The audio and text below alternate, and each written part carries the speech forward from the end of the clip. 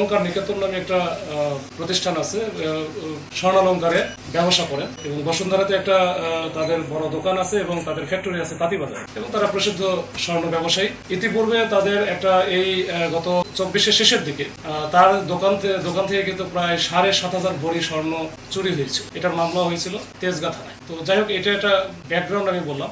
এইটার প্রেক্ষিতে এই যে গত কালকে 26শে মার্চ একটা সংঘবদ্ধ ডাকাত চক্র, যারা মোটামুটি একটা অপারেশন পরিচালনার জন্য পুলিশ বা আইন শৃঙ্খলা বাহিনী যে ধরনের প্রিপারেশন নিয়ে যায় সেই ধরনের ফুল প্রিপারেশন তাদের ছিল। তাদের সাথে র্যাবের কোটি পরা এবং জ্যাকেট পরা অবস্থায় যেমন লোকজন ছিল, সাথে ছিল মিডিয়ার একবারে মাইক্রোফোন, জিটিভির মাইক্রোফোনের একটা ব্যবহার করা একজন সাংবাদিক ছিল, 2জন ম্যাজিস্ট্রেট ছিল, এবং যারা সোর্স হিসেবে কাজ করে বা এই যে এখন সাধারণত দেখা যায় ছাত্রদের একটা প্রতিনিধি 5-6 জনের ছিল। তার মানে ফুল একটা কম্বিনেশন ছিল যে অপারেশন টিভি। তারা যখন 5:45টার দিকে ওই বাসায় যখন ঢুকতে যায়, তখনই কিন্তু ওই বাসার যে সিকিউরিটি গার্ড আছে তাদেরকে প্রথমে ঢুকতে দেয় না, মানে নিষেধ বাধা প্রদান করে যে আপনারা সকাল পর্যন্ত ওয়েট করেন। কিন্তু তারা বলে যে না, আমরা ম্যাজিস্ট্রেট শো আসছি, আমরা অপারেশন পরিচালনা করবো। একটা পর্যায়ে কিন্তু তারা প্রাচীর টপকে ভিতরে ঢুকে ওই মেইন গেটটা খুলে দেয় এবং তাদের যে সিকিউরিটি গার্ড এবং কেয়ারটেকার যারা আছে তাদেরকে বেঁধে ফেলে। নিচতলায় ছিল MS সোর্সিং নামে একটা প্রতিষ্ঠান আছে, তাদের একটা অফিস।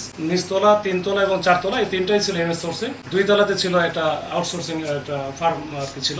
আর 5 তলা এবং 6 তলাতে যে থাকতো মালিক নিজেই, তাদের ডুপ্লেক্স বাসা আছে। তাদের উদ্দেশ্য ছিল আসলে ডুপ্লেক্স বাসায়, কিন্তু তারা ওই ডুপ্লেক্স বাসায় যাওয়ার আগে নিচে থেকে শুরু করছে এই যে কনসালটেন্সি ফার্ম এবং একটা MS আউটসোর্সিং। এইখান থেকে তারা একেবারে তছনছ করে ওখান থেকে মোটামুটি সব মিলে প্রায় 36 লক্ষ টাকার মতো তারা ওখান থেকে নিয়ে ফেলে, যেটা আমরা সিসি ক্যামেরা দেখেছি, ফুটেজে দেখেছি। এরপরে তারা উপরেও যায়, উপরে একবারে 5 তলা এবং 6 তলা যেটা ডুপ্লেক্স বাসা ছিল, এই যে দায়ান আজাদ তানভীর ওখানে থাকে না, ওনার হচ্ছে বাবা ছিল, মা ছিল, তাদের মায়ের কাছ থেকে ওই যে গলায় স্বর্ণের চেন ছিল, কানে দুল ছিল, এগুলো সহ প্রায় 3 ভরির মতো একটা স্বর্ণ ওখান থেকে নেয় এবং নগদে 1,20,000 টাকার মতো ছিল, সেটাও ওখান থেকে নেয়। তো নেওয়ার পরে অন্যান্য এদের টার্গেট ছিল হয়তো বা যে ওই বাসায় যেহেতু তারা অনেক বড় একটা স্বর্ণ অলংকারের ব্যবসায়ী, ওখানে প্রচুর স্বর্ণ পাবে, এইভাবে একেবারে তছনছ করে ফেলে। হয়তো তাদের টার্গেটটা তারা পূরণ করতে পারে নাই। ইতিমধ্যেই এই 10-15 মিনিটের মধ্যে কিন্তু 999 পুলিশের কাছে একটা ফোন আসে যে এখানে এই বাসায় ডাকাত পড়ছে। তখন পুলিশের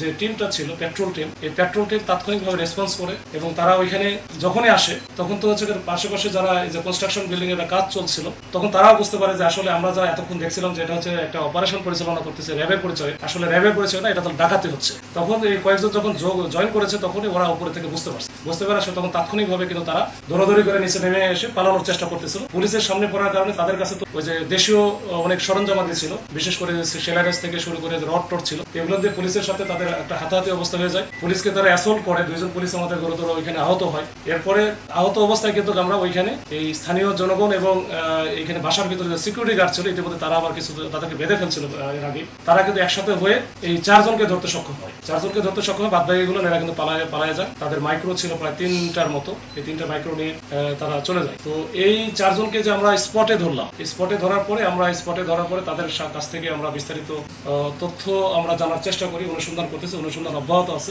এর প্রেক্ষিতে কিন্তু গতকালকে রাত্রে আমরা একটা মাইক্রোবাস যেটা ডাকাতি কাজে ব্যবহৃত হয়েছিল, এই মাইক্রোবাস এবং সাথে আমরা 2 জনকে ধরি। তো মোট আমরা 6 জনকে এখন পর্যন্ত 4 জন আমরা স্পট থেকে ধরেছি আর 2 জনকে আমরা পরবর্তীতে গতকাল রাত্রে ধরেছি। আমাদের অভিযান অব্যাহত আছে। এইখানে যে যারা ডাকাত দল যারা ওখানে গেল, তাদের পরিহিত যে ক্যাপ ছিল, র্যাবের কোটি ছিল, জ্যাকেট ছিল, আমরা কিছু উদ্ধার করেছি, আপনারা দেখেছেন। এবং তাদের যে এই ডাকাতি কাজে ব্যবহৃত যে সেলাই রেঞ্জ থেকে শুরু করে অন্যান্য জিনিসপত্র আমরা কিছু দেশীয় সরঞ্জামাদি আমরা পেয়েছি, যেগুলো আমরা এখানে নিয়ে আসি। তো এই হচ্ছে আবার আমার একেবারে সংক্ষিপ্ত একটা ব্রিফিং যে আমরা এই ডাকাতি কাজে যারা অংশগ্রহণ করেছিল, এই যে র্যাব পরিচয়ে, ম্যাজিস্ট্রেট পরিচয়ে, সাংবাদিক পরিচয়ে, আমরা ইনশাল্লাহ আমরা চেষ্টা করতেছি যে 6 জনের বাইরে অন্য যারা আছে তাদেরকে আমরা অতি শীঘ্রই খুব তাড়াতাড়ি আমরা আইনের আওতায় নিয়ে আসতে পারবো বলে আমরা বিশ্বাস করি। 6 জনকে আমরা ধরতে পেরেছি, এর মধ্যে 4 জন যেটা আমরা একেবারে স্পট থেকে ধরেছি। ওনার একজন নাম হচ্ছে ফরাদ বিন মোশাররফ, একজন হচ্ছে ইয়াসিন হাসান, মুবাশশির আহমেদ ও ওয়াকিল মাহমুদ। এদের প্রত্যেকের যেমন ফরাদ বিন মোশাররফ, ওনার বাড়ি হচ্ছে গাইবান্ধা। তো এইভাবে যে বিভিন্ন জায়গায় বিভিন্ন অঞ্চলের এরা আছে।